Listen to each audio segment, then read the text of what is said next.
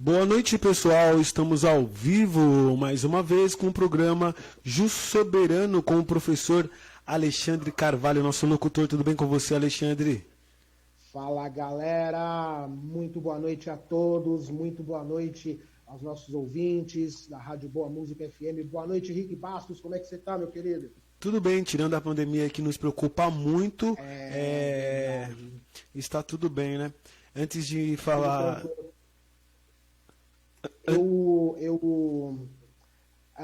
Eu gostaria que você me fizesse uma grande gentileza, o Rick, Uhum.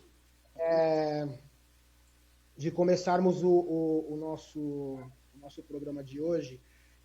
Nós fomos pegos aí de surpresa há mais ou menos 15, 20 minutos.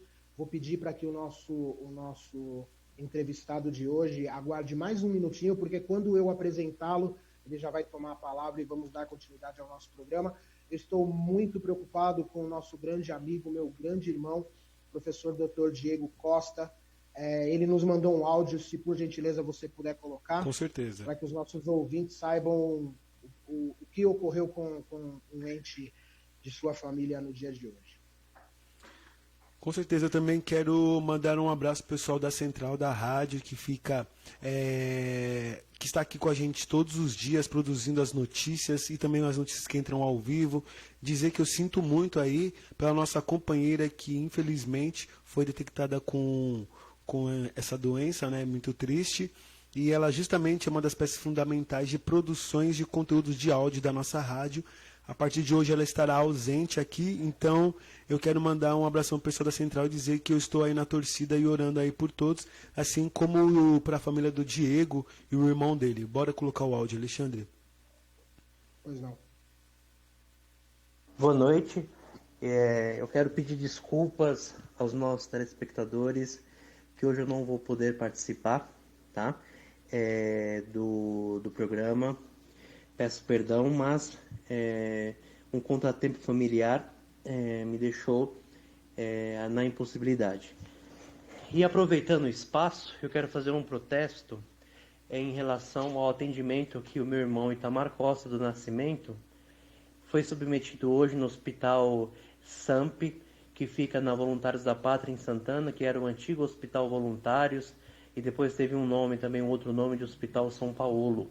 Tá? Eu quero protestar porque meu irmão chegou às 8 horas da manhã e até o momento não foi feita a internação.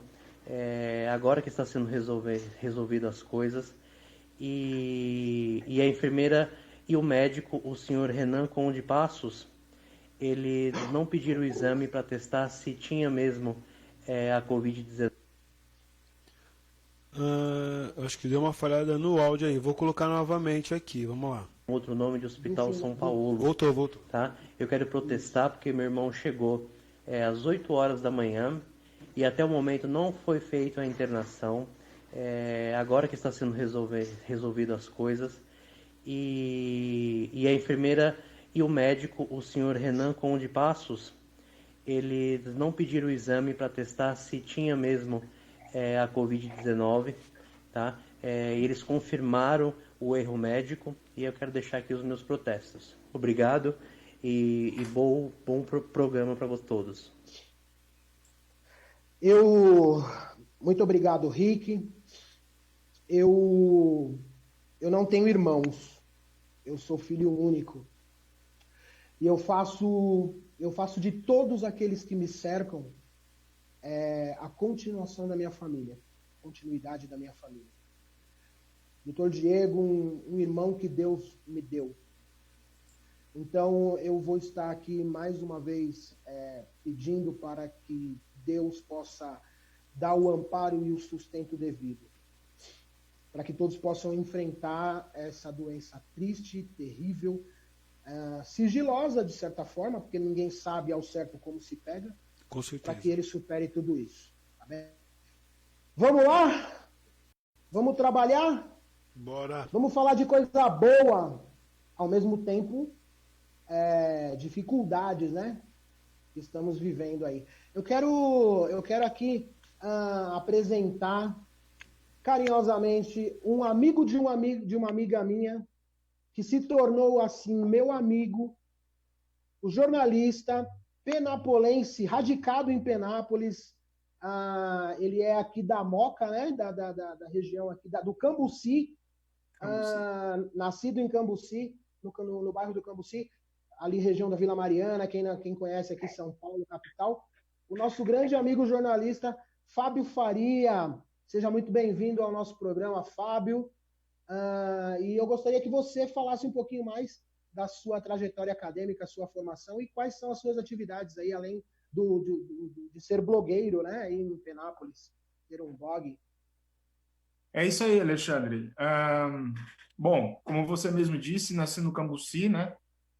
Mas eu estou mais de 30 anos em Penápolis, no interior de São Paulo, mais ou menos 20 e poucos anos em Penápolis. E aqui eu me formei, estudei, e hoje eu sou jornalista aqui. Trabalhei em jornais impressos, trabalhei em rádios aqui no município, e hoje eu tenho um blog homônimo, né, com o meu nome, blog do Faria,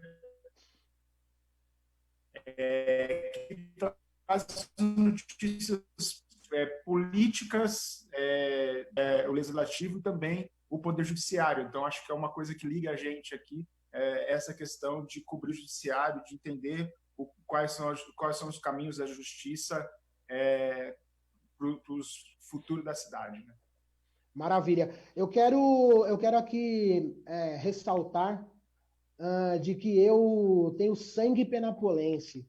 Vou fazer aqui um parênteses rápido, que foi daí que eu conheci a jornalista Michele, uma grande amiga, uma menina de um coração maravilhoso.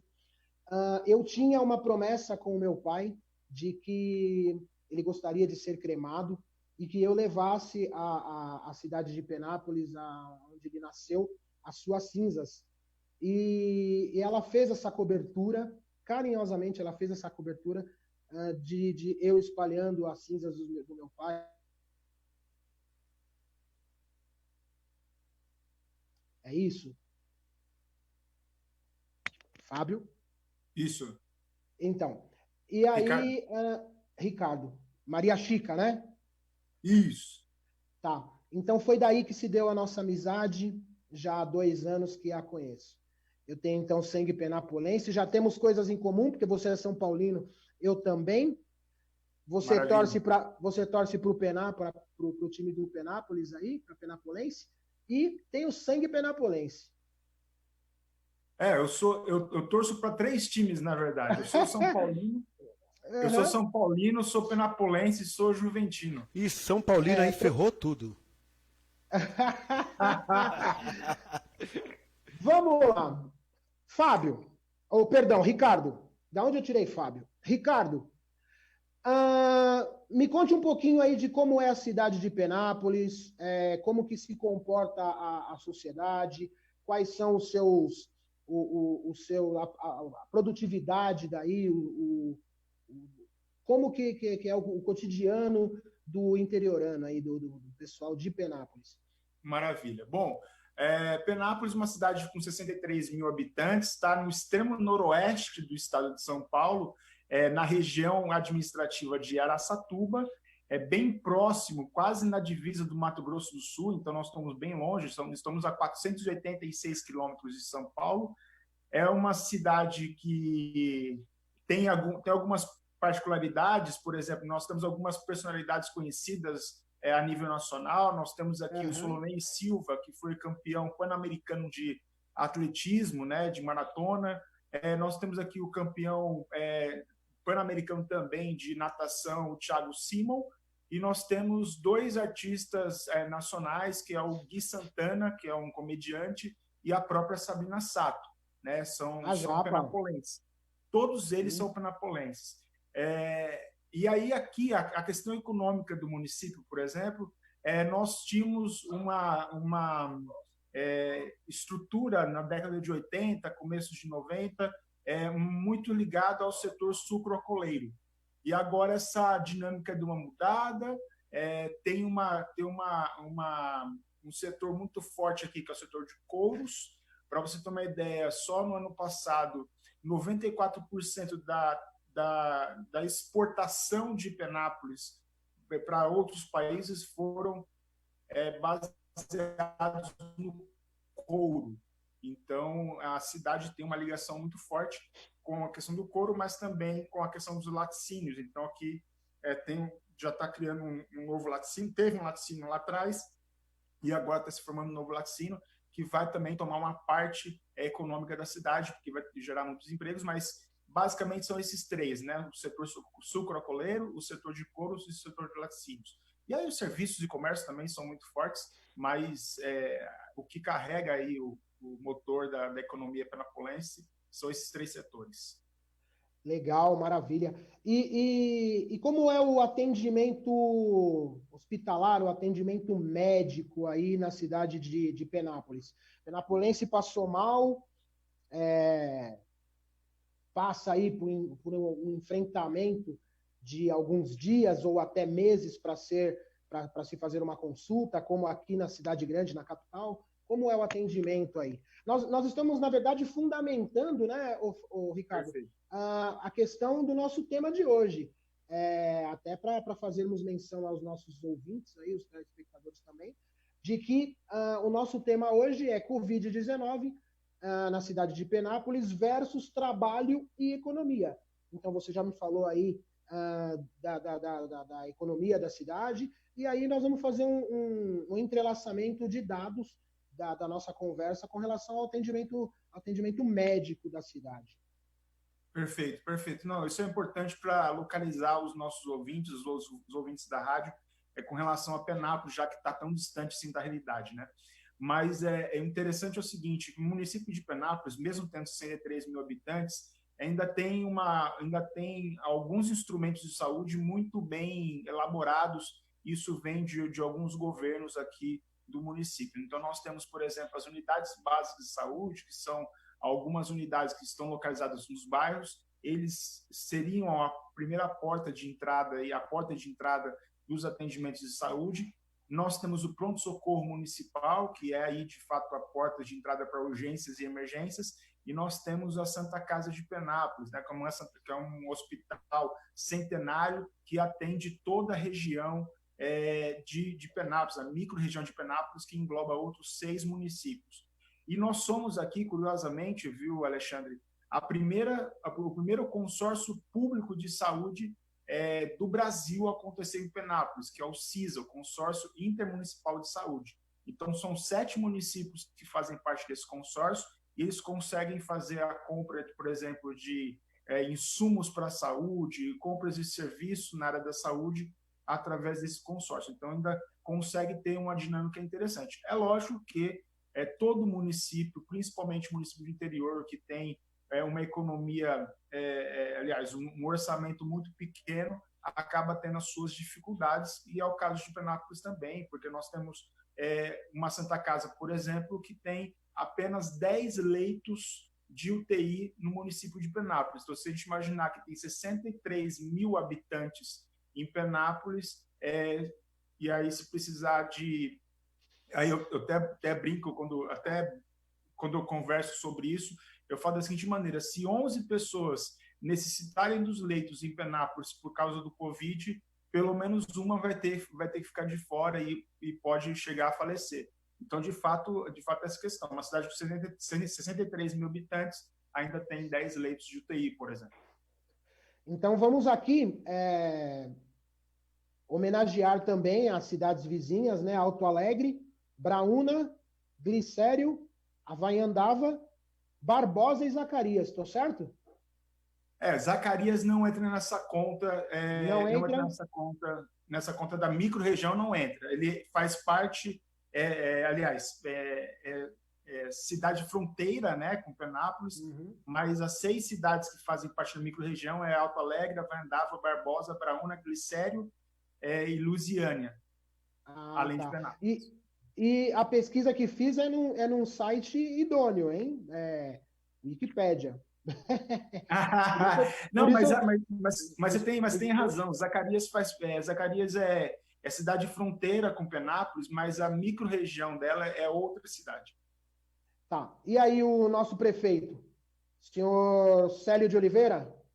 Isso. Como é que é a atuação do prefeito com relação à saúde? A saúde, o trabalho, o desenvolvimento, a geração de trabalho, né? De mão de obra. Como tem sido a administração do prefeito, o senhor Célio?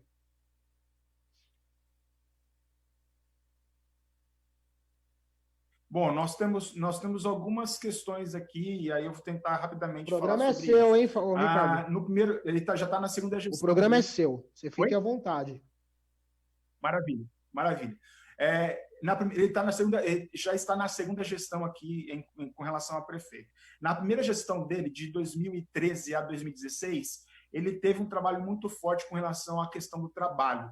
Saiu de um centro de formação de trabalhador para um instituto de profissões, onde ele conseguiu colocar algumas profissões a mais para ser vitrine aí para as pessoas se formarem.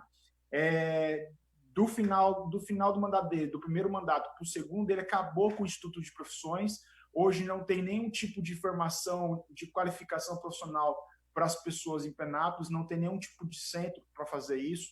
Tem algumas pontas, assim, o Senai que vem aqui e faz alguma coisa, o SESC, o SEBRAE, pílulas de atendimento com relação à formação de empresários, de pessoas de qualificação profissional, enfim.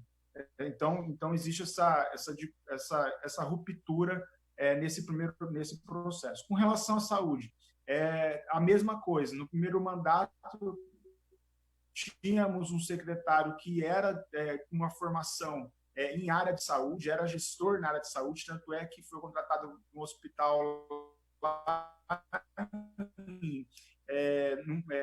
me fugiu agora o nome da cidade, mas acho que é Belém, se me falar a memória, Santarém, enfim, lá na Amazônia. E agora nós temos um ex-policial militar na área da saúde. É um cara que, por mais que tenha conhecimento na área da segurança pública, não tem conhecimento nenhum na área da saúde, e por isso mesmo está tendo muita dificuldade com relação às questões da saúde. Ainda mais, né, Ricardo, quando você não é da área e ainda se depara com um gestor que interrompeu o trabalho que foi plantado no seu primeiro mandato, não é? Então, a dificuldade, ela se multiplica. Perfeito.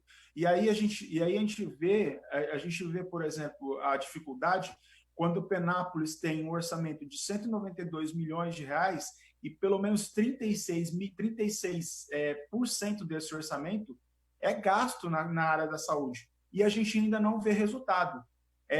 Só para sintonizar as pessoas aqui da rádio, cada município brasileiro tem a obrigatoriedade de gastar 15% do orçamento. E Penápolis está gastando 35%, 36%. Isso é muito mais do que o dobro. E mesmo assim ainda tem muita dificuldade com relação à saúde. A arrecadação, você por morar aí há bastante tempo, você entende que há uma distribuição da renda ou como, de certa forma, pelo menos, me perdoem aqui os nossos ouvintes se eu estiver equivocado, principalmente os penapolenses e os interioranos, ainda há aquela visão da herança do coronelismo, em que há uma diferenciação entre os mais bem-sucedidos financeiramente daqueles outros que têm que trabalhar e ralar mesmo? Sim, sempre tem, sempre vai ter. O Brasil é esse país que a distância entre o mais pobre e o mais rico é muito grande. De fato é muito grande. Então, isso vai existir, sempre vai existir. É lógico que Penápolis, me falha agora a memória, mas se eu não estou enganado, acho que em torno de R$ 1.500, R$ 1.800 a média, por exemplo, salarial do povo penapolense. Se a gente for comparar com outras cidades mais ou menos do mesmo porte, a gente está muito abaixo. Se a gente for comparar com umas cidades um pouco menores, a gente está muito acima. Então, de fato, a gente está ali mais ou menos no meio ali da média dos brasileiros, das cidades brasileiras. Entendi. Vamos lá para o nosso ponto principal coronavírus Covid-19. O que você tem ouvido falar? Como está sendo desenrolar da doença aí em Penápolis? Se ela chegou a Penápolis, se já foi confirmado algum caso aí na cidade? Foi sim. Foi confirmado um caso. Nós temos um caso confirmado da doença do Covid-19 e assim, uma nota triste com relação a isso é que esse um caso confirmado também é um óbito confirmado no município de Penápolis. Então, nós estamos com 100% dos casos, 100% de um caso, 100% confirmado de óbito, né? Então, isso é um dado triste. O que nós estamos vendo é o seguinte, nós temos 36 casos suspeitos da doença. Lógico que nesses 36 casos suspeitos já tem um monte descartado, e tem outros ainda esperando o Adolfo Lutz divulgar os resultados, mas a gente percebe, por exemplo, que ainda existe um crescimento ainda muito lento no município de Penápolis, e até mais na região de Araçatuba, por exemplo, que tem 43 municípios aqui na nossa região. Então, ainda tem ainda está nessa curva esteja caindo, mas as projeções dizem que vai ser em maio, né? Esse pico, maio, junho. Sim, então a gente, sim. em tese, está no começo desse processo, tentando entender algumas questões. E aí, me preparando para vir para cá, eu recebi uns dados que eu acho interessante a gente trazer aqui. Para você ter uma ideia, na região de Araçatuba, nós temos 203 leitos de enfermaria e nós temos 58 leitos de UTI. Se não tivesse tido esse isolamento social que o governo do estado decretou no dia 24 de março, nós teríamos hoje, na região de Araçatuba, mais de 20 mil casos de internação na enfermaria. Isso são mais de 20.400 casos com relação ao número de leitos na região. E nós atingiríamos o colapso daqui 18 dias. Então, ainda bem que está fazendo esse isolamento social para que essa curva diminuísse. E detalhe, dos 43 municípios, 15 entrariam em colapso tranquilamente, por ser as cidades até maiores, tal, né? Então, de fato é isso. As cidades menores acabam trazendo para as cidades maiores, né? Então, por exemplo, no caso de Alto Alegre, tem um caso suspeito em Alto Alegre e esse caso está vindo para Penápolis porque lá não tem como atender essas pessoas. Uma triste realidade. Uma triste realidade. Triste realidade. É nítido que o nosso governador, João Dória, na minha humilde opinião, tem feito um jogo político bastante duro para com o presidente da República, Jair Bolsonaro. Vamos voltar ao trabalho, o outro fala fica em casa, e a sociedade e é este o motivo de estarmos aqui, de levarmos a informação, né, para que todos tenham o discernimento da realidade, São Paulo capital, Penápolis interior, e por aí vai. E eu gostaria de saber qual tem sido o posicionamento da prefeitura com relação a esse distanciamento social. Bom, com relação à prefeitura, o governo do estado lançou o decreto no dia 24 de março. Penápolis lançou o decreto no dia 23, então, na verdade, lançou no dia 19, mas valendo para o dia 23. Então, Penápolis antecipou o fechamento, por exemplo, do comércio um dia antes. Nesse período, e aí eu vou citar a questão do comércio, que a gente está mais próximo com relação aqui, porque em Penápolis nós temos a Associação Comercial e Empresarial de Penápolis e temos o Sincomércio, que é ligado à FEComércio, né? Esses dois, eles então no dia 23 tiveram uma conversa com o prefeito, com a administração, e chegaram no acordo de que, de fato é necessário fechar e anunciar o fechamento do comércio para 15 dias. E aí, então, aderiram a esse processo durante 15 dias. No dia 27 de março, houve aqui uma movimentação na cidade, isso foi inclusive no Brasil todo, de alguns comerciantes fazendo carreata para tentar abrir o comércio. E aí houve um discurso de parcimônia, tanto da ACE, como a Associação Comercial, como também do Sim Comércio de Penápolis.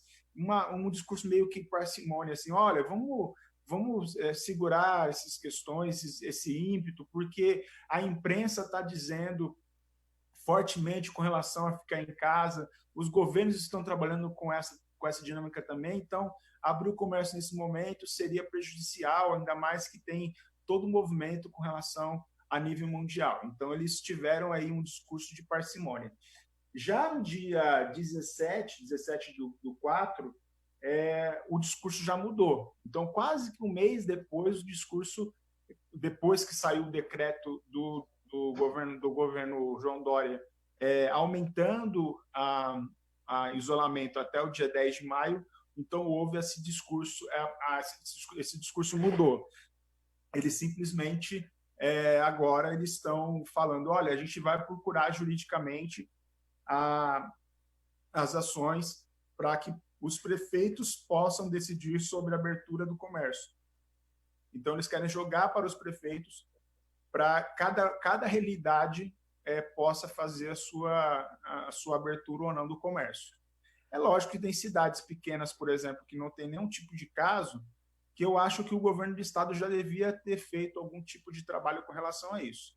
Agora, cidades maiores que têm que abarcar, né, por exemplo, Penápolis tem que abarcar outras cidades, Birigui ou Araçatuba que tem que receber outras cidades, acho que tem que ter um diálogo maior com relação a abrir ou fechar o comércio ou fazer qualquer outro tipo de ação. Muito porque são cidades polos, né, como Araraquara, como Rio Preto, como Sorocaba, Ribeirão Preto, São José dos Campos, Marília, enfim. Essas cidades maiores, acho que devia ter uma conversa mais próxima com o governo para tentar entender a dinâmica de cada um dos municípios. Mas é isso, eles mudaram de fato esse discurso, estão buscando na Federação do Comércio e nas associações comerciais aparato jurídico para tentar abrir o comércio de Penápolis, por exemplo, no caso aqui de Penápolis, né? Então, hoje ainda fechado, mas estão querendo voltar. Estão querendo voltar? Pois não. O que existe, até eu estava até esquecendo de falar aqui, no dia 8, os 8 do 4 agora, o Célio, o prefeito, deu uma flexibilizada no comércio. O que ele fez? Ele simplesmente ele falou, olha, vocês não podem abrir, não vão ficar com portas abertas, mas vocês podem receber, por exemplo, o que está sendo as suas dívidas. Então, fazer processo de recebimento de parcelas. Isso vocês podem fazer tendo uma pessoa por vez na loja e tudo mais. Você não pode comprar, então tem que ser... Aliás, você não pode vender, tem que ser por delivery. Mesmo sendo uma loja de roupa, por exemplo. Então, ele mais ou menos ele fez essa flexibilização do comércio para tentar receber. E aí está tendo esse movimento dos prefeitos do estado de São Paulo nesse sentido. Hoje mesmo o prefeito de Araçatuba, o Gelador Borges, que é o segundo vice-presidente do PSDB, que é o partido do governador, ele simplesmente flexibilizou também, abrindo, por exemplo, para cabeleireiros, para manicures, esses serviços autônomos, né, que não demandam tantas pessoas e atende uma pessoa só, então ele flexibilizou nessas áreas. É lógico que o reflexo financeiro, econômico, de tudo que estamos passando hoje, vai ser a partir do momento em que voltarmos ao normal, que estabilizarmos. Obviamente que o total, o reflexo, o panorama vai se dar quando isso tudo acabar. Mas no seu dia a dia, conversando com os amigos, WhatsApp, familiares, até porque você é da comunicação, você acredita que uh, essa recessão, essa dificuldade do poder financeiro, da grana que não entra, que não gira, não vende, não compra, ela já afetou a Penápolis? Ela afetou, não acredito que na sua totalidade, mas ela afetou sim. O próprio Júlio Galinari, que é o presidente da Associação do Sim Comércio, aliás, ele comentou e ele comenta com a imprensa da seguinte maneira, que o reflexo das principais empresas da cidade vai se dar daqui 45 ou 60 dias. O porquê? Porque essas pessoas que estão deixando de comprar agora, em tese, receberiam lá 30, 60 dias, 30, 45, 60 dias para recebimento, né? Então, porque vale lembrar que Penápolis, por ser uma cidade interior, ainda tem aquela questão do crédito, a pessoa ainda pode comprar no carnezinho, né? Ainda essa questão do cartão de crédito, ainda tem muita... Existe, tá? Tem tudo que é lugar, mas ainda tem, principalmente com os mais velhos, tem essa resistência. Então, ainda tem essa questão do carnezinho, da pessoa levar em comodato, essas coisas que em São Paulo dificilmente tem. Mas então eles projetam, por exemplo, daqui 45, 60 dias, as empresas ainda vão sofrer mais, porque não está entrando agora, né? E agora eles estão recebendo o que eles venderam, por exemplo, em fevereiro, começo de março. Então eles estão conseguindo manter as questões, mas vai sofrer por volta dos 30, 45, 60 dias. Falamos um pouquinho da estrutura da saúde, falamos do dinheiro, do impacto econômico. E o trabalho, o emprego? Você já percebeu também em que os empresários já optaram, na sua maioria, em suspender o contrato, o vínculo empregatício, ou já há uma demanda muito grande de demissões? Como é que está Penápolis com relação ao trabalho, ao emprego? Bom, com relação ao trabalho, de fato, a gente percebe que várias empresas entraram nesse sistema, que o próprio governo federal meio que sistematizou com relação aos contratos. Eu mesmo tenho uma pessoa próxima que teve que assinar, né, em acordo com a empresa, a diminuição de salário de 25% no salário nesse período, então, do Covid. E esses é um dos exemplos que está acontecendo no município de Penápolis. Mais interessante, Alexandre, é que ainda o Sim Comércio de Penápolis ainda não conseguiu ainda sistematizar os dados com relação a essa questão de fechamento de empresa, por exemplo, as demissões e tudo mais. E aí, para trazer aqui para a nossa audiência, eu trouxe um exemplo super bacana com relação a essa questão do emprego, que vem da Associação Comercial de Lins. Lins também é uma cidade próxima aqui, fica a questão de 50 quilômetros da cidade de Penápolis, e a Associação Comercial, eles imitaram a forma que a prefeitura divulga os números com relação ao Covid. Eles fizeram praticamente a mesma arte, com as mesmas cores, da forma que a prefeitura divulga, e eles colocaram a saúde das empresas da cidade de Lins. E aí eu posso trazer aqui os números, claro, porque é muito parecido com o município de Penápolis. É uma cidade com mais ou menos o mesmo tamanho, até um pouco maior, mas está ali na mesma faixa, né? Eles anunciaram, por exemplo, no dia de ontem, que 3 empresas já foram fechadas no município de Lins. Dessas 122 funcionários já foram demitidos e ainda 159 funcionários ainda são suspeitos a serem demitidos. E 31 contratos já foram suspensos, né? Então, de fato, reflete demais a economia nos municípios do interior.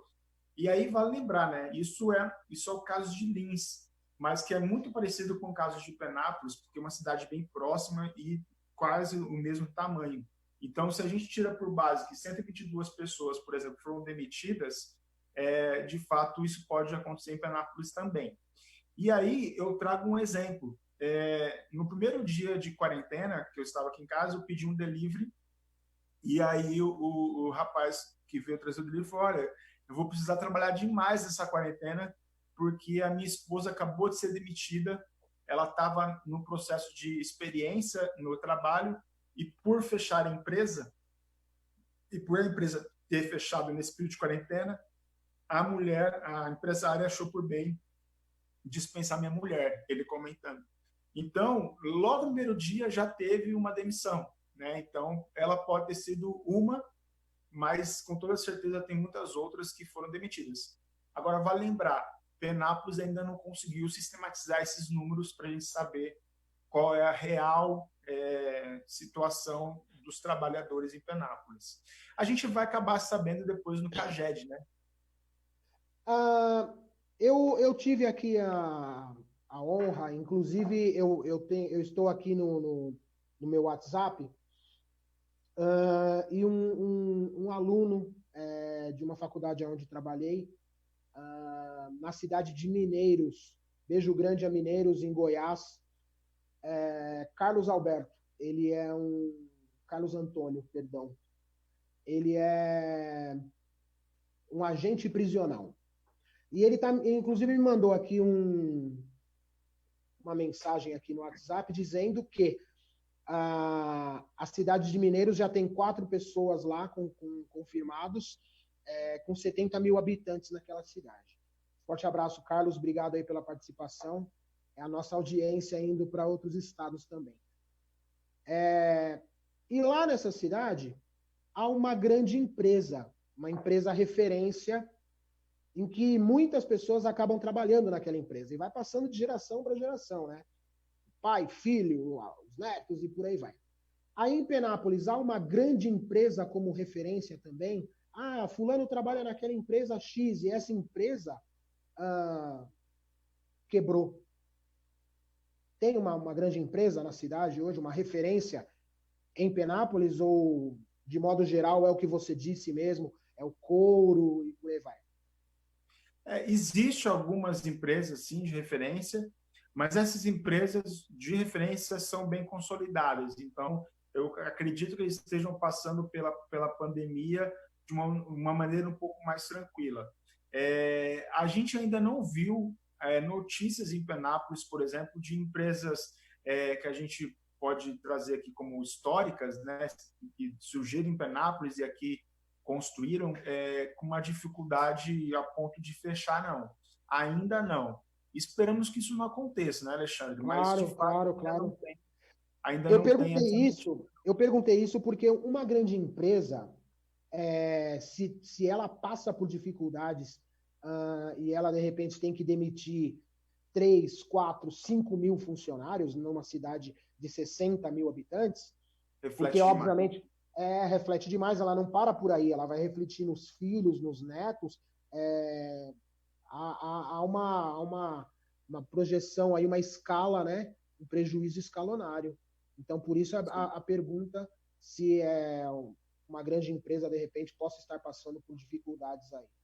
Isso não é uma mentalidade do governo municipal, isso vem de uma mentalidade do município, talvez, tentando, acho que foi mais por osmose do que uma política pública sendo formada. Mas a Penápolis ele tem certa diversificação nos ramos, né? Então consegue manter pelo menos os empregos ali estável. Mas eu posso, por exemplo, citar aqui o caso de Birigui, que é uma cidade próxima também, com mais de 100 mil habitantes,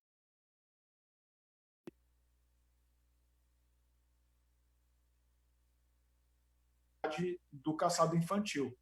E eu tive a oportunidade de trabalhar em Birigui e eu sei o quão difícil porque quando o período de fabricação de calçados diminui, as vendas diminuem, todas as fábricas demitem os seus funcionários. Então, os funcionários ficam 3, 4 meses desempregados. Então, você imagina uma cidade que fica pelo menos 9 meses trabalhando e 4 meses em casa desempregados, né? Então, isso acontece, essa volatilidade acontece em Birigui, por exemplo, por ser a cidade de uma única matriz econômica, né? Que é o calçado.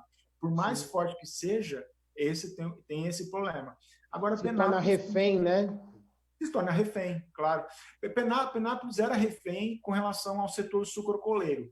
Nós tínhamos aqui uma grande usina de uma família muito bem tradicional, mais tradicional, e mantinha a usina. Quando a usina quebrou, teve um problema enorme com relação a isso. E aí, de uns 20, 25 anos para cá, começa a ter essa diversificação do setor, dos setores, e aí essa questão econômica, então, reflete menos. Mas, de fato, é complicado cidades que dependem de um setor, por exemplo. Ricardo, olha só, meu querido, nós já estamos nos encaminhando para o final do nosso programa, mas eu gostaria de, antes de lhe fazer a última pergunta, que você venda aí o teu peixe, a tua imagem, o seu trabalho aí como jornalista na cidade de Penápolis. Seja muito bem-vindo quando precisar, quando quiser mandar vídeo para nós aí da cidade, alguma denúncia. Eu acredito que nós, eu falo nós no sentido muito restrito da comunicação, porque o objetivo do programa Ju Soberano é levar a informação, nós nos pautarmos nas boas pessoas, nas pessoas que têm capacidade, inteligência de nos trazer a material humano para podermos aí compartilhar. Então, o que estiver no nosso alcance, mande vídeo aí para o nosso WhatsApp. Eu gentilmente peço para o Rick Bastos para fazermos as denúncias aí, ou coisas boas que a cidade possa vir a promover também para a sociedade penapolense. Faça deste canal aqui a sua casa. Vende seu peixe. O que o Ricardo Faria faz aí em Penápolis? O que os nosso pessoal de Penápolis pode aí contar com os seus préstimos? Cara, e redes sociais, né? Sim, perfeito. A questão o programa foi tão bom que já terminou, né? Tá indo para o final já, cara. Foi muito rápido. Uma horinha é muito pouco. Uma horinha é muito pouco. Mas a questão é o seguinte, não, eu só peço para que as pessoas possam entrar no meu blog, né, que é o blog do faria.com.br, é bem fácil, blogdofaria.com.br, e ali dentro tem todas as redes sociais, ali tem o Facebook, tem o Instagram, tem o Twitter, tem o nosso Spotify, que a gente coloca os programas ali, os nossos áudios, enfim, ali você vai encontrar todas as informações, então, antes até mesmo de falar as redes sociais, é isso, então, vá lá, blogdofaria.com.br e acessa, vai ter as informações. O que é interessante é que a gente só faz, eu particularmente, como é um blog de uma pessoa só, eu só consigo cobrir as necessidades da cidade de Penápolis. Então, se você tiver curiosidade para conhecer o nosso trabalho, fica à vontade para ler as nossas matérias, ver os nossos vídeos. Eu faço live toda terça e quinta-feira no Facebook e também no YouTube. Então, é só procurar lá, blogdofaria.com.br, e ver lá todas as nossas redes sociais, que está lá dentro também. Obrigado, Alexandre. Mesmo à distância, nós temos de nos darmos as mãos. Eu vou passar a palavra para o Rick Bastos e vou te fazer uma pergunta para finalizar. Claro. Manda bala, Rick. Vamos lá. Edson Gonçalo de Vinhedo tá mandando um abração para vocês. Parabéns aí, Alexandre, pelo seu conteúdo digital. Muito obrigado, tem agregado bastante em Vinhedo. Obrigado, ele tem divulgado bastante seu programa aí em Vinhedo. A pergunta dele é: muito obrigado. Ricardo, também sou blogueiro e vejo o quanto as pessoas estão acessando o meu blog, mas minhas redes sociais, Facebook e Instagram, não crescem. Você, como blogueiro, também percebe alguma dificuldade nas redes sociais e vendo o quanto o blog está crescendo? Dê uma dica para nós de Vinhedo. Ótima pergunta, a gente tem falado bastante sobre isso em vários programas, legal. Claro. Bom, O meu blog, por exemplo, vou tirar como base. Meu blog tem em torno de 200 mil, 300 mil acessos anuais. Tá? Então, isso é um dado anual. E aí depois você pode dividir isso por ano. No Facebook, eu tenho mais vazão com relação aos meus conteúdos. Eu mesmo trabalho, eu tenho uma agência de social media, chama Chica Social Media, que faz esse trabalho com as redes sociais. E aí eu vejo o seguinte, cada rede social, então o Facebook, o Instagram, o LinkedIn, o YouTube, tem a sua particularidade. No meu caso, o Facebook é a melhor ferramenta para dar vazão aos meus conteúdos. O Instagram tem uma certa dificuldade para crescimento. Mas nos últimos 20 dias, 30 dias, eu cresci demais no Instagram.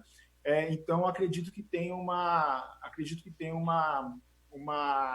entrada aí no Instagram muito, muito legal. O Instagram, por exemplo, nós temos 3 redes sociais dentro do próprio Instagram. Então, nós temos o feed, né, que são aquelas onde as pessoas publicam a maioria dos posts. Nós temos o Stories, né, que são aquele material mais efêmero, de 15 segundos. E nós temos o IGTV, que é um material que você pode colocar com mais de 1 minuto e menos de 10 minutos, o máximo de 10 minutos, que você pode construir um conteúdo ali com mais apurado, né? Então, de fato, você tem uma ferramenta na mão que você pode crescer. E usar hashtags, usar muita hashtag. Hashtag aproxima as pessoas, porque as pessoas clicam muito em hashtag para saber o que está acontecendo. Sim. E aí, disponibilizar. No meu caso, eu disponibilizo um WhatsApp, então as pessoas têm contato comigo diretamente pelo WhatsApp, e eu cadastro as pessoas também, faço um tipo de cadastro colocando nome, e-mail, telefone, para que as pessoas possam receber as notícias do blog também por e-mail, né? Então, isso de fato é importante. E aí, se você puder criar conteúdos ricos, né? Por exemplo, criar um e-book falando sobre a saúde pública na sua cidade, por exemplo, explicando como que acontece isso, as pessoas vão baixar para saber o que de fato acontece na saúde pública. E aí é importante que você coloca lá, você pede para a pessoa e-mail em troca do e-book. E aí você tem um e-mail, você tem um nome, você tem o WhatsApp da pessoa e você pode estreitar esse relacionamento.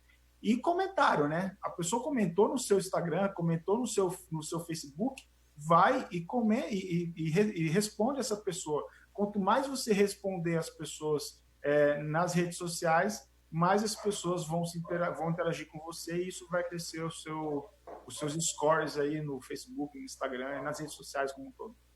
Maravilha. E aproveitando a oportunidade do tema, por favor, né? Vamos lá, dar uma moralzinha lá, @JuSoberano no Instagram. Vamos acompanhar lá as nossas atividades, os nossos trabalhos, porque, por óbvio, eu publico sempre. Acabou o programa, na quarta-feira, na quinta eu já divulgo o que nós vamos estar fazendo na semana que vem. No meu Instagram, não no da rádio, porque nós temos que respeitar a sequência de outros programas também. Nós temos esse combinado aí com o Rick Bastos, não é isso, Rick? É isso aí. @JuSoberano. Com certeza. Vamos para a próxima. A Margarete São Paulo tá mandando um abração, disse que já é seguidora do Alexandre, tá mandando um abração para o Ricardo. Ela é estudante de jornalismo e disse o quanto as pessoas têm se comunicado nas redes sociais, mas vê a importância em plataformas digitais. Ela disse que não conhecia a rádio, passou a conhecer através do Instagram, mas ela vê o quanto no Facebook ainda é muito mais dinâmico o seu público e de outros jornalistas que ela acompanha em suas páginas. Ela também quer pedir dicas em relação à divulgação de sites e ela colocou alguma coisa aqui, mas ficou Blogspot, mas é o blog dela. Maravilha, Margarete. Agradeço demais a participação e mais um motivo para poder seguir aí os passos de quem já tem uma expertise, né? Já que ela ainda é estudante, sem demérito qualquer. Mas se pautar aí nas boas referências, né, dos nossos amigos aí, Ricardo Faria. Eu acho o seguinte, no caso, ela fazendo jornalismo, de fato é importante, ainda mais num país onde o jornalismo não tem mais a obrigatoriedade do diploma, né? É, Então ela está se formando e isso é importante. Agora a questão é o seguinte, desculpa, de que cidade que ela é? é São É de Paulo. São Paulo mesmo? São Paulo mesmo. Isso. Por exemplo, participo e me formei com relação a isso, inclusive a ABRAGE, que é a Associação Brasileira de Jornalismo Investigativo, eles fizeram um curso sobre jornalismo local. Então, de fato, é importante a gente pensar no crescimento do jornalismo nas suas localidades. Então, eu vejo, por exemplo, casos, por exemplo, expertises de jornalismo acontecendo em São Paulo, por exemplo, de bairros. Né? Então, tem lá o jornalismo do bairro X, e isso é importante porque você traz as notícias mais próximas das pessoas. Muitas pessoas já têm as notícias nacionais pelos grandes jornais, pelas grandes TVs, mas as pessoas, cada dia que passa, quer saber o que acontece do seu lado. Então, é por isso que é importante você ter um blog, você ter um jornal. Em Penápolis, por exemplo, Alexandre, nós temos 3 jornais impressos, nós temos tinha até uma TV, nós temos 3 rádios, sendo 2 comerciais e uma comunitária. Eu tenho o meu blog, tem outras pessoas que também têm blog com uma frequência menor, mas a gente, e detalhe, tem mais 2 revistas aqui em Penápolis, então assim, a gente está faminto por notícia, e faminto e querendo notícia. Então, quanto mais conteúdo você gerar próximo da sua localidade, melhor as pessoas vão querer acessar mais. E aí, essas dicas de Facebook e Instagram que eu tinha dado. Sem dizer que, por trás de toda esta estrutura, por óbvio, existem seres humanos talentosos. Claro, perfeito, sem dúvida nenhuma. Temos que ressaltar o talento e o brilho de cada um de nós. Sim, sim. E aí, se ela quiser depois, lá no Facebook, tem meu celular, se ela quiser me adicionar, eu passo para ela alguns contatos com relação aos jornalistas aí de São Paulo, que estão fazendo um ótimo trabalho, para ela conhecer mais próximo. Isso é legal. Ricardo, nós estamos... Você quer falar mais, Rick? Sim, eu queria só dar uma atenção para essa audiência aí que manda mensagem para gente, para não deixar eles aqui, né, esperando. Claro, eu só gostaria de poder, antes de terminarmos, de mais uma perguntinha pro Ricardo, beleza? Não, claro, tudo bem. Aí você me pontua, então, porque nós não estamos hoje juntos no estúdio, então eu não sei aí o que você está lendo, tá? Qual é o desenrolar aí da sua atividade. A Vânia de São Paulo está mandando um abração, parabéns pelo programa e pelo conteúdo, parabéns Ricardo Faria pelo seu trabalho. Ela disse que não conhecia a rádio, encontrou por acaso no Google em anúncios. Quer parabenizar e quer saber como que faz para anunciar no Google, beleza. Outra pergunta da Vânia para o Ricardo. Me procura. Olha só aí.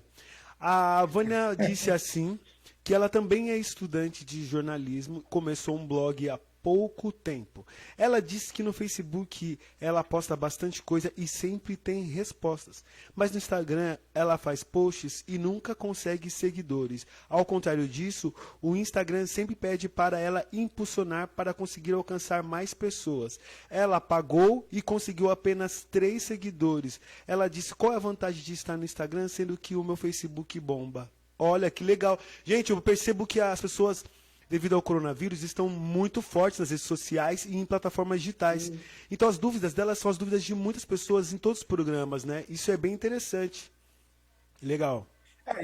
É interessante porque, inclusive, eu tenho um trabalho com relação a isso, então se as pessoas quiserem me procurar para a gente conversar, eu posso dar dica de graça, não preciso cobrar por isso, não. Mas é de fato interessante. As pessoas no Instagram, elas querem muito mais essa interação com coisas que estão acontecendo na vida pessoal, ou um prato de comida, uma viagem, alguma coisa que mostre um pouco mais você. Conteúdo tem que ser um conteúdo que encaixe nesse processo. Então, uma coisa que não seja tão agressiva ao ponto. Então, mas essa questão do Facebook e do Instagram é interessante porque o Facebook, e aí só fazer uma analogia para as pessoas entenderem, o Facebook, aí eu falo Facebook, Facebook e Instagram, porque são do mesmo dono. E o que eles fazem? Eles têm seus seguidores lá, 5, 10, 20 mil seguidores, eles mais ou menos sequestram os seus seguidores e falam assim, ó, para você ter acesso a eles, você precisa pagar. E aí precisa fazer o anúncio. Então, sacanagem, fazendo essa analogia do sequestro, a gente consegue entender isso. E aí é você fazer um impulsionamento que você consiga direcionar para o seu público. Ricardo, só um minuto. Eu queria que você Claro. repetisse essa frase mais uma vez, que eu vejo que está entrando bastante gente aqui, que é social media e tal, e para eles também é interessante porque eles estão falando a mesma coisa que você aqui. Então eu vou até gravar esse trechinho, porque eu vou disparar nas redes sociais, porque o que você está dizendo agora é o que um monte de jornalistas, social medias que estão acompanhando a rádio estão dizendo no grupo agora. Você pode repetir, por gentileza? Claro, com relação ao Facebook. Ao sequestro, tal, e etc. Isso. Ah, maravilha. O Facebook, e aí só para entender, o Facebook e o Instagram são do mesmo dono, então eles mais ou menos sequestram seus seguidores. Como? Você tem lá 20, 30, 40 mil seguidores e eles falam o seguinte, olha, para vocês chegarem à sua totalidade de seguidores, você precisa pagar, e é o anúncio pago do Facebook. E aí, basicamente, mais ou menos a regrinha é entre 20% e 30% que você consegue chegar organicamente. Então, você postou hoje um negócio, você consegue chegar para mais ou menos 20% ou 30% da totalidade que você tem no Facebook. Então, para você chegar aos outros 70%, você tem que pagar. É isso que o Facebook faz. Então, é uma espécie de sequestro que ele faz.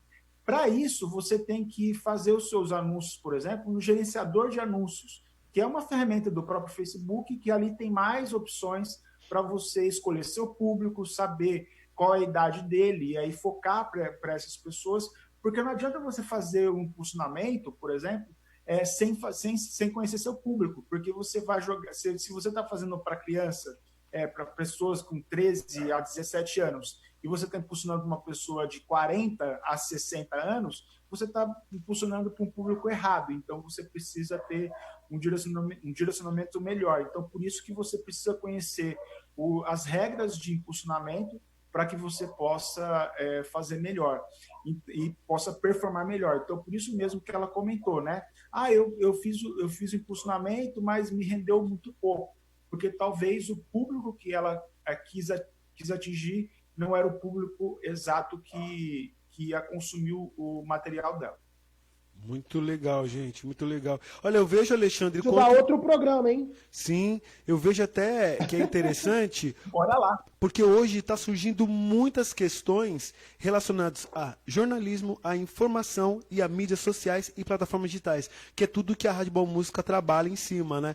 Então é muito interessante, isso dá muitos programas relacionados e outro programa até mesmo para o Justo Soberano em relação a isso. As pessoas estão muito interessadas em plataformas digitais e redes sociais para crescer. Parabéns aí, muito legal. É isso mesmo. É isso mesmo. Mais alguma pergunta, o Rick? Mais algum comentário? Deixa eu ver aqui. O programa é seu, filho. É seu, cara. O Carlos de Recife. O programa é seu. Fiquem à vontade, gente. Vamos lá. Nós estamos... Ricardo, sabe que é o mais interessante? E eu falo isso com orgulho. O nosso intuito é não haver a vaidade. Com certeza. Nós temos... sabe quem está aqui no WhatsApp comigo, o Rick Bastos? Diga. Lembra da Kelly? Kelly... Da Tati? Sim, Tati. lembro. Lembra da Tati? Fizemos o trabalho, o programa das homofetivas. Com certeza, lembro sim. Tá me mandando aqui, batendo palminhas aqui no WhatsApp, mandando um beijo para nós aqui. Massa. Ricardo, não pode haver vaidade. Juntos somos mais fortes e isso é uma regra. É a lei da vida. Sozinhos nós não vamos a lugar qualquer. Então faça verdadeiramente, de coração. É por isso que a nossa audiência ela só tende a crescer a cada quarta-feira. Com certeza. Faça dessa casa, faça deste link, deste canal, também a sua casa. Troque informações. nós precisamos e queremos levar a informação. Seja qual for, temos de ser isentos. Colocamos a nossa opinião, claro, no seu caso como entrevistado, e ponto. Não é queremos fazer disso daqui um debate, uma rivalidade. Com certeza, é isso mesmo. Por isso que as coisas estão, graças a Deus, dando muito certo. Ótima Maravilha. fala. Tá bom? Continua aí, Rick. Ô, Rick, tem mais alguma coisa? Sim, vamos para a próxima. Tô printando as telas aqui para a gente ter como registro de audiência. O Carlos falou que concorda justamente com o que você está falando aí, que é o de Recife, Pernambuco. O Christian, boa noite. Vamos lá. Ele mandou bastante coisa, eu vou resumir. Parabéns, Francisco Morato, parabéns pelo programa e o conteúdo. Boa noite, mando um forte abraço para o mestre Alexandre e parabéns pelo trabalho de vocês. Assinado Tita. Muito obrigado. Tita, meu grande amigo Tita. Forte abraço, Christian.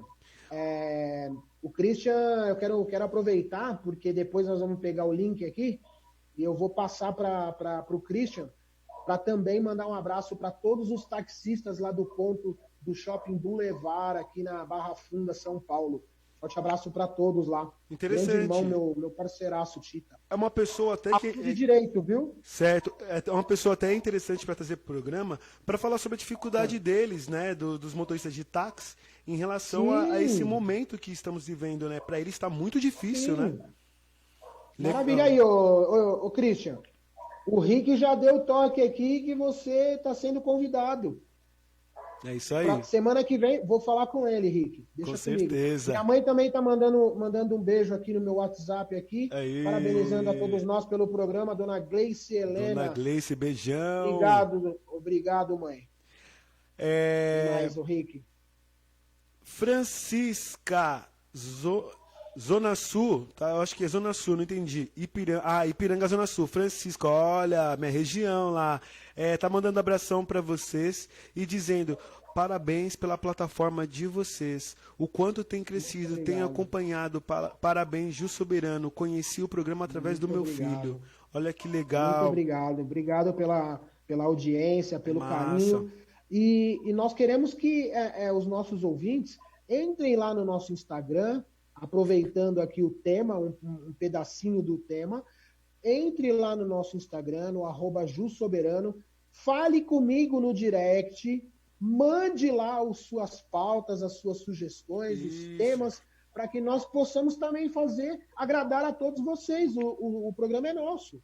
Com certeza. Ô, Ricardo, até quero fazer uma pergunta para você, que é legal a gente estar falando ao vivo, a minha dúvida é de muitas pessoas também, porque hoje tudo é internet, né? Aliás, as pessoas estão mais na internet do que na televisão. Podem até ligar a televisão na emissora mundial, mas ela está com o celular na mão prestando mais atenção no celular, né? É incrível isso. Então a internet está batendo o recorde. Ô, Ricardo, em relação às redes sociais, você usa mais frequentemente e te dá mais retorno o Instagram ou o Facebook? Para o blog, Facebook com toda certeza. Uhum. Mas eu sou consumidor assíduo do Instagram. Certo, certo. Em relação ao seu público, você vê que o seu público, então, está mais no Facebook, é isso? Sim, sim. Ele está mais lá e ele é muito mais engajado no Facebook do que no Instagram. Certo. Eu vejo aqui, quero agradecer ao grupo aqui de imprensa, do pessoal que é da Metropolitana, Jovem Pan, Globo, SBT, todo mundo acompanhando, graças a Deus essa parceria tá sendo bem legal. Me inseriram lá no grupo, fico muito feliz, estão aqui parabenizando o programa e a Rádio Boa Música FM, a nossa plataforma. E eles estão dizendo que, com eles que são jornalistas, também eles têm um retorno mais de interação no Facebook, talvez porque é mais o povo, né, lá, né? É outra linguagem, né? O público do Facebook, ele tá lá para é o povão, né? É o que as pessoas querem saber o que está acontecendo. É isso que eu ia falar. Tanto que para a rádio também, para a rádio, pô, é muito mais, um retorno muito mais no Facebook. E eu vejo que no Instagram as pessoas estão mais para glamour, para divulgar a sua empresa. Então, assim, quem tem muitos números de seguidores consegue sim um número maior de likes ou, enfim. Mas o Facebook para a área de jornalismo ainda é mais forte, como o Twitter também, né? Sim, sem dúvida. O Twitter, Twitter aqui em Penápolis é muito pouco acessado, então por isso mesmo eu uso muito pouco o Twitter para trabalho. Uhum. Mas o Facebook, ele é hoje a terceira plataforma de pesquisa do Brasil, Sim. atrás apenas do Google e atrás apenas do YouTube. Verdade, verdade.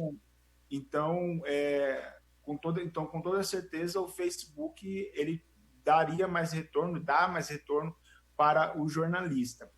O problema maior do Instagram para o jornalista é que geralmente a gente publica o link da matéria ou da rádio ou de algum outro lugar, e no Instagram o único lugar que você teria para colocar o link, se você não tem menos de 10 mil seguidores, se você não tem mais de 10 mil seguidores, é na parte de perfil do Instagram. Na bio.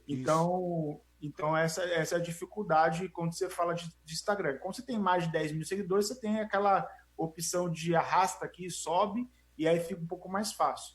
Mas o Facebook, com toda certeza, para jornalista, a vazão da matéria para a matéria jornalística, com toda certeza, é no Facebook. É isso aí. Muito mais porque as pessoas procuram notícia no Facebook ao invés de procurar notícia no Instagram. Com certeza. Anaelson, eu já li essa do Anaelson, São Paulo ou não? Não. Forte abraço, não. Alexandre, parabéns pela programação. Anaelson, se eu não me engano, é um grande amigo meu aqui, vizinho do bairro. Forte abraço, Anaelson. Olha só, o pessoal do bairro está acompanhando. Gente, a galera da região onde moramos vem com foco para assistir o programa. O Carlos está mandando um abração, né? Que de Recife falou assim: como tenho orgulho desse meu ex-professor, parabéns pelo programa e conteúdo, vou acompanhar mais. Olha que legal. E Recife, Pernambuco. Recife tá forte aqui na Rádio Boa Música FM, hein? Olha só, parabéns, Alexandre, por mais um programa e mais um conteúdo fortíssimo aí. Muito obrigado. Fazemos de coração. É isso aí, pessoal. Agora... É isso. Posso, então, encaminharmos para o final? Com certeza, bora. É isso. Infelizmente, estamos terminando aqui a nossa participação de hoje. É isso, então? Isso mesmo. Bora finalizar. Olha só. Eu quero, antes de me despedir de você, Ricardo, eu gostaria que você desse a sua palavra de solidariedade ou uma palavra de votos de confiança para a sociedade penapolense, ao interior, na verdade para o mundo, né? Nós estamos hoje em dia precisando muito mais do amém, do saravá. Nós precisamos de religião, de Deus, né? Muito mais do que governantes interessados no poder. Então, deixa aí a sua palavra para a sociedade penapolense. E qual é a sua visão de quando tudo isso acabar, uma forma, pelo que você está vivendo aí em Penápolis, uma forma de como as coisas voltarão ao seu equilíbrio. Trabalho, dinheiro e saúde para todos, que é o tema do nosso programa de hoje. O que você imagina para daqui a pouco? A gente não está falando só para Penápolis nem para São Paulo. Nos comentários, a gente está falando para o Brasil todo, né? E isso que é bacana. Então, assim, a mensagem que eu falo que eu digo para as pessoas, tanto no meu blog como nos lugares que eu posso dizer, eu falo: olha, fique em casa, ainda mantenha a quarentena. Eu sei que é difícil, eu mesmo acabei de entrevistar, esses dias entrevistei uma psicóloga para a gente entender essa questão da dificuldade de como ficar em casa. Existem muitas questões acontecendo, e aí eu posso pensar uma questão que a gente conversou. Por exemplo, existem estudos na China de que houve um processo de me fugiu agora a palavra exata, mas quando você separa da mulher, que faz o divórcio, houve um divórcio muito grande na China depois, pós-pandemia, porque as pessoas acabaram ficando muito tempo em casa e elas tiveram problema. Então, essas dificuldades a gente tem que, de alguma maneira, passar por elas. Então, a gente precisa ter a cabeça centrada, saber que esse período vai passar e que a gente pode, lá na frente, ter uma perspectiva melhor. E aí eu espero muito. Acho que a economia ela vai voltar a ser o que era antes, não vai ser com a velocidade que a gente imagina.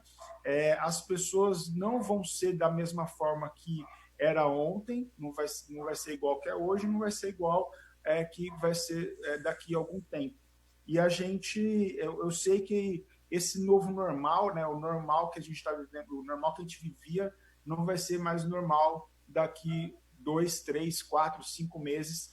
Então, eu espero que as pessoas simplesmente possam aprender com esse momento para que possa ficar mais próxima das outras pessoas, dos seus familiares, dos seus amigos, e que as pessoas possam ser solidárias na questão econômica. A gente vê ações, por exemplo, de solidariedade, mas, ao mesmo tempo, a gente vê pessoas querendo ganhar ou querendo surfar em cima da crise. Então, a gente vê esses dois lados, mas eu espero que as pessoas que estão sendo solidárias possam se sobressair, possam ter um momento mais ameno para a sociedade, porque a gente viveu um processo de polarização muito grande, e eu acho que agora a gente está entrando no eixo e está vendo que essa polarização não é bom para nenhum dos lados, né? Então a gente precisa ter uma questão mais central aí, entender que esse momento vai passar e que a gente vai sobreviver dessa numa boa. E detalhe, né? Quem fica em casa ama você e ama o próximo, né? Então, por favor, fique em casa nesse período. Isso aí. Eu quero agradecer profundamente por ter estado conosco. Quero desejar a toda a sociedade penapolense, como eu disse no início do programa, tenho um carinho especial pela cidade, tenho sangue penapolense, o meu pai nasceu aí. Tenho alguns parentes aí, mas eu não tenho conhecimento, mas sei que tenho parentes aí. É até interessante para que eu um dia possa voltar a Penápolis e procure pelos meus parentes, pela continuação da minha família. Quero desejar de todo o meu coração que todos os cidadãos penapolenses possam se recuperar até o seu, não somente o seu direito de ir e vir, mas aquilo que nos incomoda, né? Deixar de honrar com os nossos compromissos. A pessoa que está habituada, que tem consigo no seu DNA, no seu íntimo, o prazer em ser próspero, em trabalhar, em estudar, em estar com seus amigos, para que ele volte a ter essa honradez de poder compartilhar da vida, né? Porque está mais que provado, neste momento de reclusão, de que nós não vamos levar nada para qualquer outro mundo que um dia possamos estar. Muito obrigado, Ricardo Faria, jornalista de Penápolis, que esteve conosco. Obrigado, Brasil, pela audiência. Obrigado a todos os meus amigos, a minha família que também compartilha da nossa audiência. Fiquem todos com Deus. Muito obrigado por mais um dia, mais um programa. Forte abraço, Ricardo. Faça dessa aqui a sua morada. Obrigado, Alexandre. Obrigado, Rick. Eu que agradeço. Estou à disposição. Se você quiser depois fazer um novo programa sobre redes sociais, vamos fazer e a gente troca mais ideia. Bora! Tamo juntão. Fique com Deus. Rick Bastos, obrigado por hoje, meu irmão. Eu que agradeço, meu amigo. Tamo junto. Abração e muito abraço. Obrigado aí, audiência. E bora de dicas de economia para vocês. Daqui a pouco tem mais um programa de Tudo Pouco com a Dona, a gata da propaganda. Beijão e até a próxima. Tchau, tchau. Agora em seu rádio, dicas de economia. Tudo que você, empresário, autônomo ou profissional liberal, precisa saber. Dicas de economia. Vamos falar do capital de giro? Todo lucro carrega em si um tipo de despesa. Por isso, o controle financeiro deve ser orientado para que essa despesa seja mínima, ou seja, quanto menor o gasto, maior será o retorno. A soma de todas essas despesas necessárias para manter uma empresa ativa, forte e saudável economicamente chama-se capital de giro. O termo se indica a sua função, que é a de permitir que o negócio opere em ciclos. É como se vendido um lote de mercadorias ou prestados em um número X de serviços e o negócio voltasse ao começo, pagando fornecedores, salários, insumos de tudo mais para continuar operando, concretiza-se o giro, coberto por esse capital. Desta forma, é muito importante que você tenha sempre na ponta da língua a resposta para a pergunta: qual é a sua necessidade de capital de giro? Dicas de economia. É isso aí, Patrícia, muito obrigado. E bora agora com as nossas notícias, as últimas notícias do coronavírus. Notícias do Brasil e do mundo. O Ceará chegou a 221 mortes por Covid-19 causada pelo novo coronavírus, até às 17h20 desta terça-feira, dia 21. O estado tem 3.682 casos confirmados da doença, 195 a mais que no dia anterior. As informações são da Secretaria da Saúde do Estado, SESA. Há ainda 15.463 casos em investigação. A taxa de letalidade está em 6%. O maior número de casos está em Fortaleza, 3.018, seguido dos municípios vizinhos Caucaia, com 108, Maracanaú, 78, Aquirás, 39 e Eusébio, 39. A seguir aparece Sobral, com 32 casos. O estado ultrapassou a marca de 100 municípios com registros da doença e o número subiu para 102 nesta última atualização. Até segunda-feira, o Ceará tinha 206 mortes e 3.487 casos confirmados do novo coronavírus, Covid-19, de acordo com a plataforma integrada SUS da Secretaria da Saúde SESA. Lembrando que o coronavírus é transmitido por ar e por mucosas. O vírus sobrevive bastante tempo em gotículas de espirro e tosse. Para evitar contaminação por meio de gotículas, recomenda-se ficar a pelo menos 1,5 metro de pessoas com tosse ou espirrando. O vírus também está em gotículas aerosóis. Elas são tão minúsculas e finas que ficam suspensas no ar e contaminam principalmente pessoas que estão em ambientes fechados com ar condicionado. Esses são alguns sintomas do novo coronavírus: febre, tosse seca, cansaço, dificuldade para respirar em alguns casos, pode haver dores no corpo, congestão nasal, coriza, dor de garganta, há casos de diarreia. Pode haver infecção no trato respiratório inferior, como nas pneumonias. Há pessoas que não desenvolvem nenhum sintoma. Período médio de incubação, 5 dias, com intervalos que chegam a 12 dias. Período em que os primeiros sintomas levam para aparecer desde a infecção. Notícias do Brasil.